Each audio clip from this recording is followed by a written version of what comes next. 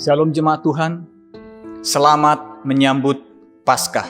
Hari ini kita kembali akan mengenang masa-masa hari terakhir Yesus sebelum Dia disalibkan.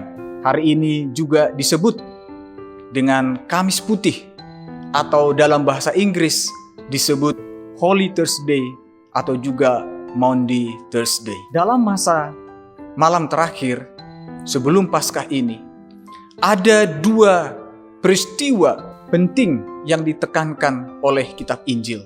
Yang pertama adalah pembasuhan kaki yang dilakukan oleh Yesus kepada murid-muridnya. Dan yang kedua adalah perjamuan terakhir atau yang sering disebut dengan The Last Supper. Kiranya renungan firman Tuhan malam hari ini akan mempersiapkan hati kita untuk memasuki ibadah Paskah atau Jumat Agung besok. Mari kita membuka firman Tuhan dari Injil Yohanes pasal 13 ayat 4. Lalu bangunlah Yesus dan menanggalkan jubahnya. Ia mengambil sehelai kain lenan dan mengikatnya pada pinggangnya. Kemudian ia menuangkan air ke dalam sebuah basi dan mulai membasuh kaki murid-muridnya, lalu menyekahnya dengan kain yang terikat pada pinggangnya itu. Saudara-saudara, kegiatan membasuh kaki adalah hal yang biasa dilakukan oleh orang-orang Yahudi pada zaman Yesus. Namun, itu biasanya dilakukan oleh bawahan terhadap atasan, oleh budak terhadap tuannya. Bahkan dalam budaya Yunani saat itu, pembasuhan kaki adalah hal yang dianggap sangat hina, yang dilakukan hanya oleh para budak. Pada malam itu, sebagaimana tradisi agama Yahudi, setiap memasuki malam Paskah, mereka akan makan bersama atau yang disebut perjamuan roti tak beragi. Mereka juga menyembelih domba Paskah pada malam itu, seperti yang ditulis di dalam Lukas pasal 22 ayat yang ke-7 sampai ayat ke-8. Hal yang sama seperti Paskah pertama, ketika bangsa Israel akan diselamatkan dari perbudakan di Mesir.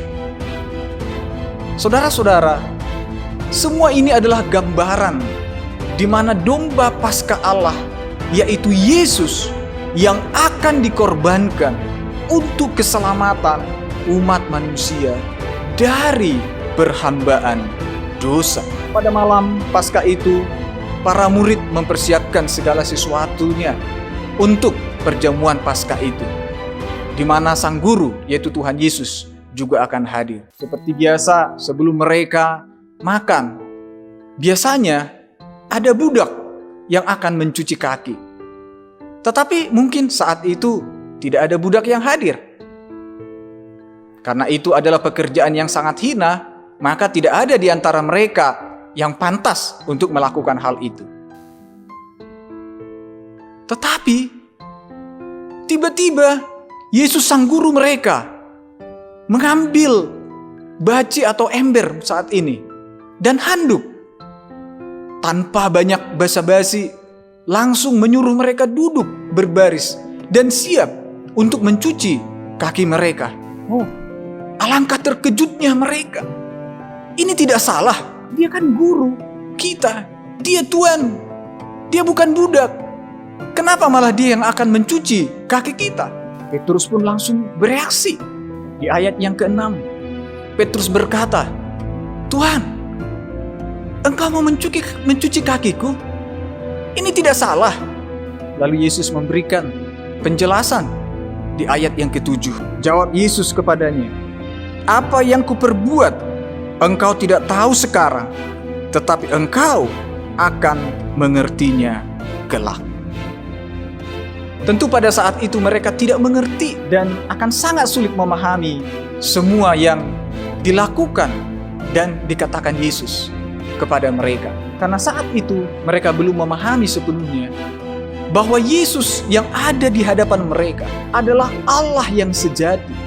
Dari Allah yang sejati, Dia turun ke dunia, meninggalkan kemuliaannya, meninggalkan kemegahannya, dan dia turun ke dunia yang paling rendah, dunia yang berdosa, dunia yang penuh dengan kejahatan, dunia yang penuh dengan kesombongan, dunia yang penuh dengan keegoisan dan mementingkan diri sendiri, dunia yang akan mengalami kebinasaan karena semua kejahatannya. Itulah Yesus yang datang ke dunia ini. Rasul Paulus menuliskan itu di dalam Filipi. Dalam Filipi pasal yang kedua, ayat yang ke-6 dan yang ke-7. Firman Tuhan berkata, yang walaupun dalam rupa Allah, tidak menganggap kesetaraan dengan Allah itu sebagai milik yang harus dipertahankan, melainkan telah mengosongkan dirinya sendiri dan mengambil rupa seorang hamba dan menjadi sama dengan manusia. Saudara-saudara, apa yang Tuhan Yesus lakukan pada malam itu mengandung beberapa makna yang sangat mendalam. Di antaranya adalah kebesarannya. Dia adalah Allah, Raja terbesar dan termulia di alam semesta ini. Namun dia juga menjadikan dirinya menjadi hamba yang terkecil dan terhina untuk melayani umat manusia. Dan dia tidak menyatakan kebesarannya dan kemegahannya dengan amarah atau penghukuman, tetapi dengan kasih dan kelemah lembutan. Yang kedua adalah integritas ilahi. Bahwa semua perkataan Yesus, semua yang diajarkannya selalu selaras dengan tindakannya. Ketika dia mengajarkan harus melayani, dia sungguh-sungguh menerapkan itu di dalam dirinya. Pada saat itu, ada begitu banyak guru-guru yang begitu fasih dalam mengajarkan Taurat dan dengan jubah agama yang megah. Namun perilaku mereka sangat jauh dari apa yang mereka ajar. Tetapi Yesus, dia sungguh-sungguh menghidupi apa yang dia ajarkan. Bahwa dia datang bukan untuk dilayani, melainkan untuk melayani. Dan yang ketiga adalah keteladanan. Yesus berkata kepada Petrus dalam Yohanes pasal 13 ayat yang ke-7. Apa yang kuperbuat, engkau tidak tahu sekarang, tetapi engkau akan mengertinya kelak.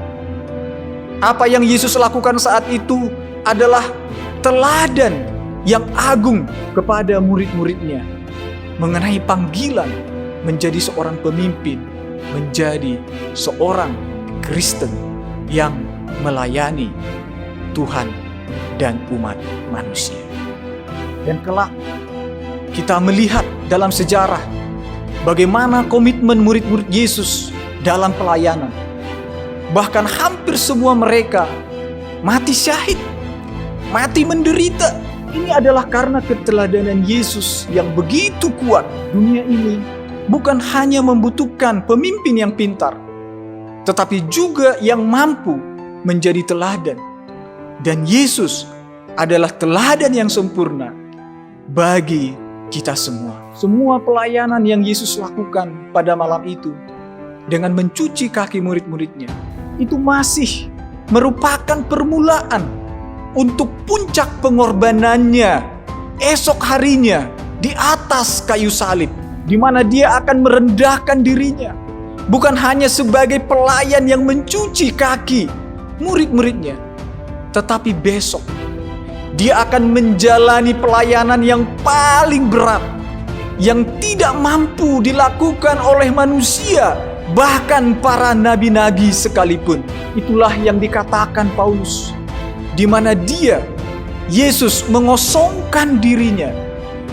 Itu terjadi ketika dia dihina, ketika dia diludahi, ketika dia diejek, ketika dia dimahkotai duri, ketika dia dicambuk, ketika tangannya dipaku, digantung di kayu salib, bahkan menjadi tontonan banyak orang. Itulah puncak daripada pengorbanan dan pelayanan Kristus yang akan kita peringati esok hari dalam ibadah Jumat Agung. Itulah di mana Allah yang maha mulia menjadi manusia yang paling hina.